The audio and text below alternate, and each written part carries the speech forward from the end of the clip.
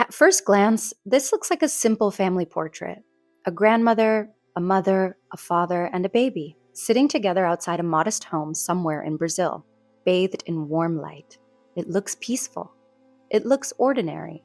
But the moment you understand the title, everything about this painting changes. Because this isn't just a family portrait, it's a diagram, a blueprint for how to erase an entire race of people from a nation's future. And in 1895, the year it was painted, the Brazilian government gave it a gold medal. This is A Redenção de Ham, Ham's Redemption, painted by Modesto Broncos in 1895, and it is one of the most disturbing paintings you will ever encounter. Not because of what it shows, but because of what it celebrates. Let's look at what we see. On the far left stands an elderly black woman. She wears a white headscarf with red markings, a dark green jacket, and a long pink skirt. Her hands are raised, palms open, fingers spread, in a gesture that looks unmistakably like a prayer, or gratitude, or praise. She gazes upward as if thanking God for something she has just witnessed. Seated in the center is a younger woman, her daughter. Her skin is lighter, mixed race. She wears a white blouse and a flowing pink skirt with a blue shawl draped around her shoulders. On her lap sits a baby, chubby and healthy, holding an orange. The child's skin is white, pale, noticeably, deliberately lighter than its mother's and far lighter than its grandmother's. To the right sits a man, the father. He is white, European in appearance, with short brown hair and a plain white shirt. He leans back with a quiet, satisfied expression. His hands rest around his knee in a relaxed pose. He looks towards the baby, but with a calm, almost passive presence, as if his role in the painting has already been fulfilled. Behind them, laundry hangs on a line. A palm plant rises behind them against a golden wall. The ground is rough, uneven stone. Everything about the setting says humble, working class, ordinary, but the message is anything but ordinary.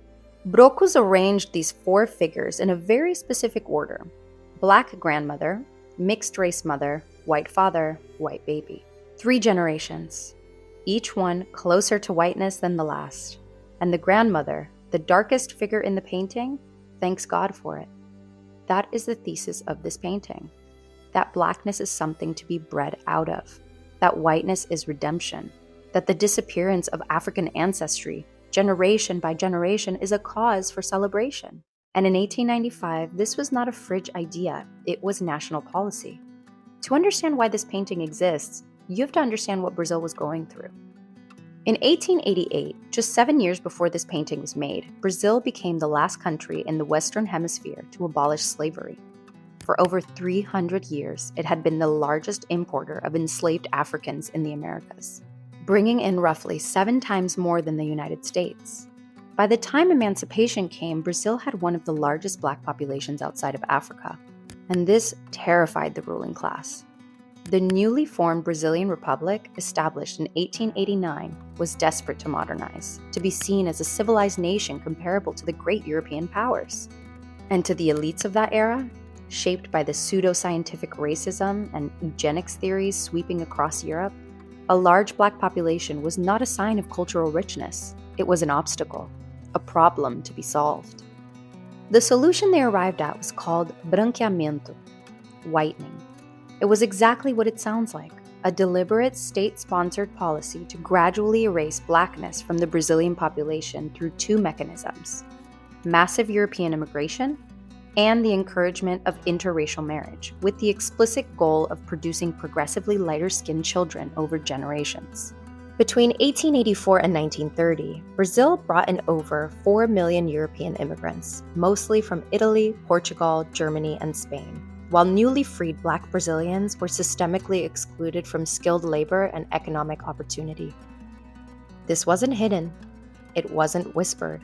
It was published in newspapers, debated in Congress, taught in universities, and, as we can see, celebrated in art. The title of the painting refers to the biblical story of Ham from the book of Genesis, chapter 9. According to the text, Noah cursed his son Ham, or more specifically, Ham's son Canaan, condemning him and his descendants to be servants. For centuries, this passage was weaponized. European colonizers and slaveholders twisted it into racial justification, claiming that Ham's descendants were the peoples of Africa and that their enslavement was divinely ordained. It was theology in service of brutality. So when Brokos called this painting the redemption of Ham, the implication was staggering. The curse of Ham, blackness itself, was being undone. Not through liberation, not through justice, but through biological erasure. The grandmother's prayer in this reading is not gratitude for freedom. It is gratitude that her bloodline is being whitened, that her grandchild no longer looks like her. There are scholars who read a religious layer into the composition as well. The mother's blue shawl, the same blue traditionally associated with the Virgin Mary in Western art, has led some to suggest that Brokos positioned the young mother as a kind of Madonna figure, and the white child as a symbolic Christ. If that reading holds, the painting becomes even darker. It frames whiteness not merely as social progress, but as spiritual salvation. Modesto Brokos was not Brazilian by birth. He was born in 1859 in Santiago de Compostela, in the region of Galicia, Spain. He came from a humble family with artistic roots. His brother, Isidoro, was a sculptor who would later become one of Pablo Picasso's earliest teachers. Brokos studied in A Coruña, then traveled to Argentina at 18, failed to find success, and eventually settled in Brazil, where he worked as an illustrator before entering the Imperial Academy of Fine Arts in Rio de Janeiro. He later studied in Paris under Henri Lemont, then in Madrid, and then in Rome under the Spanish master Francisco Pradilla. By 1890, he returned to Brazil and accepted a teaching position at the National School of Fine Arts, where he would remain for the rest of his career. The painting won him a gold medal at the National Salon of Fine Arts in 1895. It was praised, it was celebrated, and Brokos never distanced himself from its message. In fact, in 1930, 35 years after painting it, he published a science fiction novel called Viaje a Marte, Trip to Mars, in which he imagined a planet where reproduction was controlled by the state.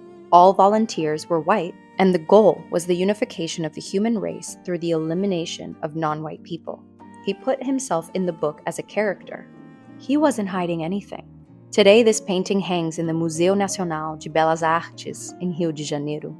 It is no longer displayed as a triumph, but studied as a document, a record of what happens when art becomes a tool for ideology, when beauty is used to make something monstrous seem natural, when a family portrait is engineered to carry the message that some people's existence is a problem to be solved. And yet, what makes this painting truly haunting, what keeps it relevant over a century later, is how seductive it is.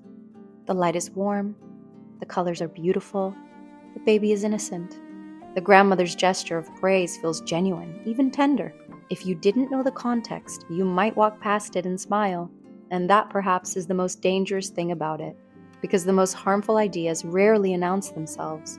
They dress up in soft light and pink skirts, and the face of a smiling child. I'd love to know what you feel when you look at this painting. Does the beauty make the message harder to see or harder to forget? Tell me in the comments. Thank you for watching, and I'll see you at the next one.